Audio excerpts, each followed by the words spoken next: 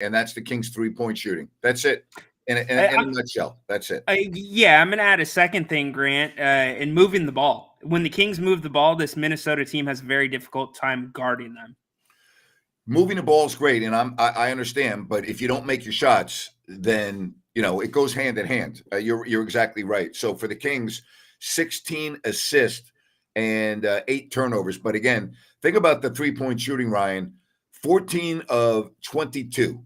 All right. Now, I don't want to be negative here because there's really nothing to be negative about. You shoot the ball at a 63% clip from downtown, and you're only up 6 at the half. Should you be up more? I think you should be up more, yes, because Minnesota takes per game, they're 28th in the league at 3-point attempts. So usually when you get that big of a lead, it should stay a little bit more secure. That being said, I think a lot of the mistakes were self-inflicted by the Kings here in this first half. If they can clean that up, I really like their road to success tonight. This would be an amazing win if Sacramento can get the W to close out this trip at 4-2 against the team that's number 1 in the West. This would be a gigantic win. This game to me is going to get close. Not that it's not close right now, but the point is the Kings had a 22-point lead at one point. It's so great to have Jerry Reynolds with us. And Jerry, hope you had a great Thanksgiving. I was just telling with Ryan, when the 3 ball's falling, oh boy, the Kings are hard to beat. And the 3 ball in that first half was unbelievable. Yeah, that first quarter was just about a perfect quarter, just gorgeous to watch. And, Harrison Barnes and Trey Lyles, of course, Monk were just marvelous. And, of course, I thought Sabonis had about as good a quarter as anyone could have. But, the thing that probably scares me, I just think the Edwards in particular and the Timberwolves in general are getting a lot of calls that aren't deserved. And, it really got them, back in the game. And now certainly we got a game. But I really think, just seems to me like Edwards is getting treated like he's Michael Jordan.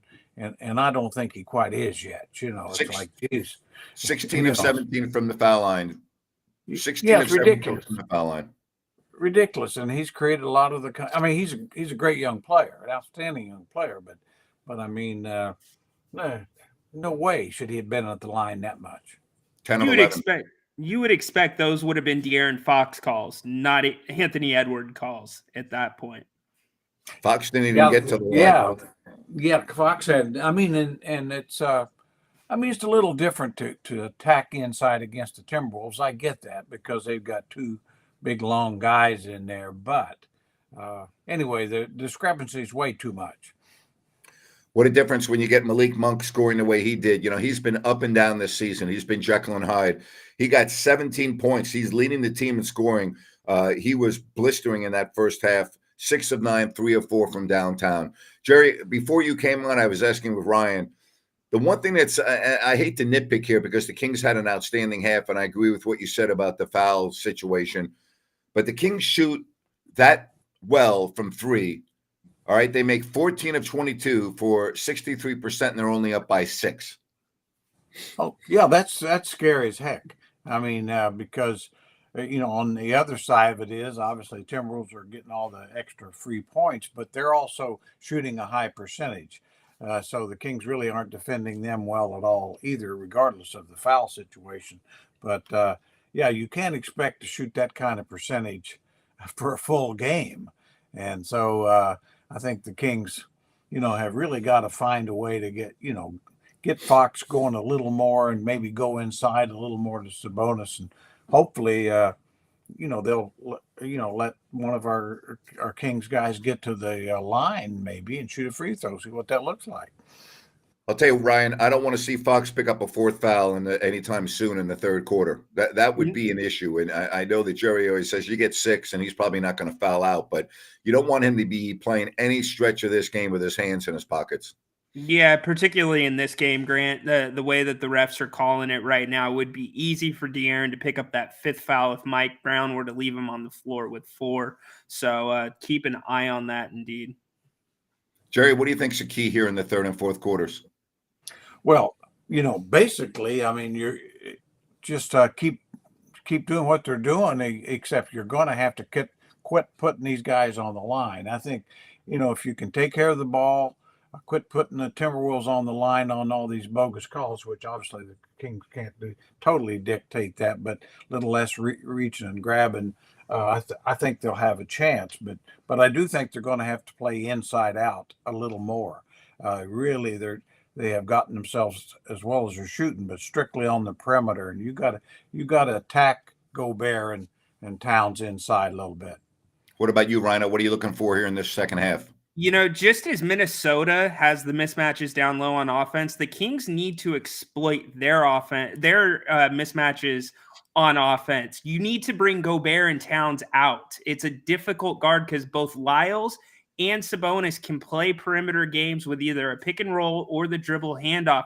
Bring them out. That opens the lane up for De'Aaron to get inside and Harrison Barnes to get inside. All right, you talked about Trey Lyles, the second game. Jerry, you like what you saw from Lyles in this first half? Oh, he's been terrific. I mean, we had kidded about him, getting more and more valuable before without playing, and he's even better than we expected. He and Harrison Barnes and Sabonis, I think the front line has been terrific. You couldn't really ask for a lot more out of them, and as things go, I can see where Lyles has just got to. They got to find a way to get him on the floor more. I mean, he just doesn't do anything much wrong. Just an awfully good all around player.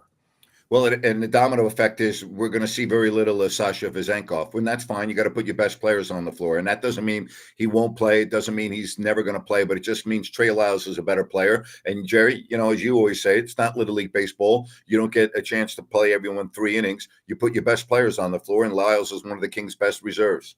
Yeah, it's as simple as that. And even, it's like we've seen Kessler Edwards play tonight. Well, that's, basically Coach Brown uses guys in spots, and Kessler's done a nice job. I think even when Keegan comes back, I think his minutes could be affected, and probably should be, that Lyles needs to play. He just have simply got to get him more than 8-10 minutes a game. He's too good a player. So, but I think between Barnes and Keegan and Lyles, your forward line looks significantly better. All right, from Minnesota's perspective, I mean, if I'm in their locker room right now, all right, I'm saying to myself, wow, that's the first time this year we've allowed 70 points and a half. The team that we're playing is shooting 63% from the arc, and we're only down by 2 possessions. I'm feeling actually pretty good if I'm Minnesota. I think this game should be a little bit further apart. We can talk about the calls, talk about whatever you want. But if I'm Minnesota, I'm actually feeling pretty good based on everything that happened, being down 22 and now only being down by 6. You agree, Jerry? Oh, absolutely. Yeah, absolutely. The Timberwolves are saying, boy, with that onslaught we saw in the first quarter, we're right in it. And how they got there, that's whatever, but they're right there. And they're saying, hey, they can't shoot threes like that for the whole game. And the truth is they probably can't.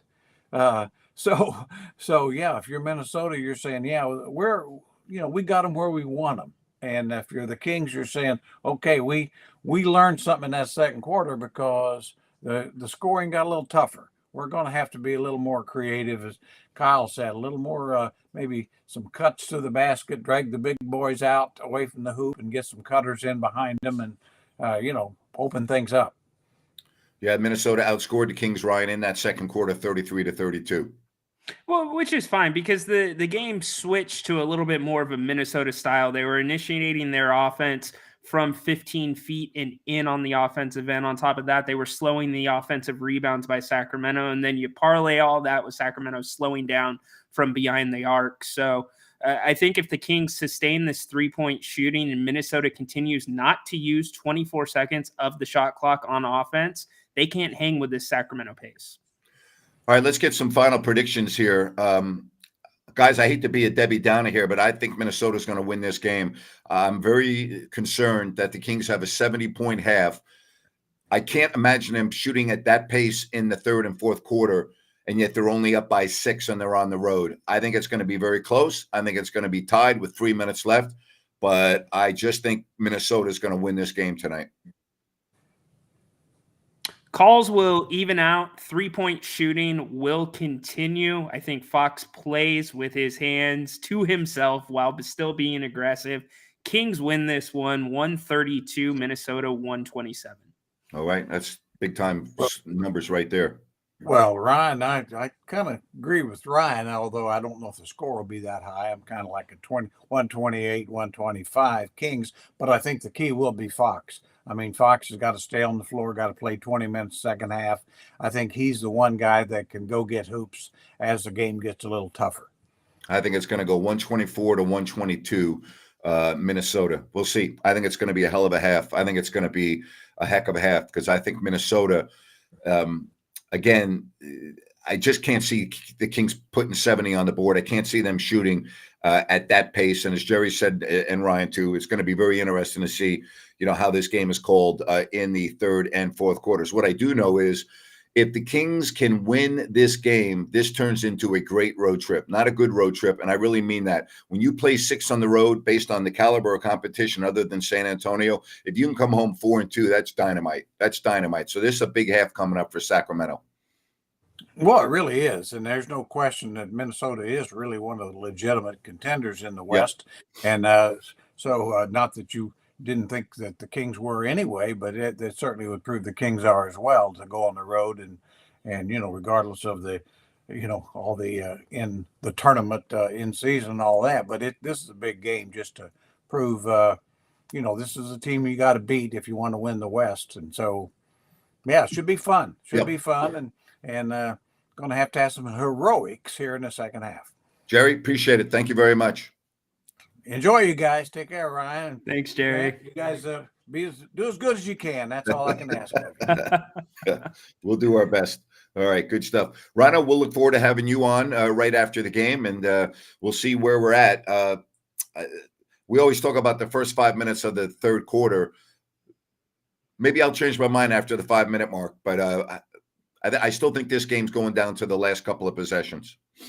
Yeah, I think it's going to be right there. It'll be down to the last couple of possessions, but I got a good feeling about this one, Grant. I think the Kings are playing with something that Minnesota has not seen a lot of this season. Yeah, I don't disagree with that. All right, buddy. We'll talk to you at the end of the game, folks. Thanks for joining us. And, watch the second half. Enjoy, and we'll talk to you in a little bit.